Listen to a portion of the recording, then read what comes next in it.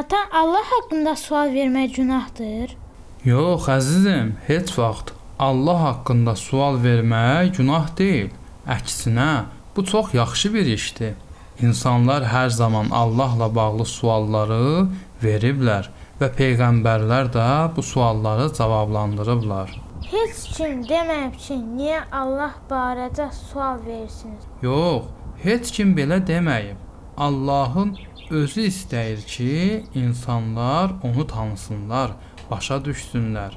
Əgər sənin də Allah haqqında sualın varsa, mənə, anana, müəllimənə və ya bir din xadiminə verə bilərsən.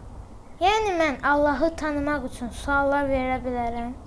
Əlbəttə balam, Allah haqqında düşünmək, sual vermək və öyrənmək çox gözəl bir şeydir.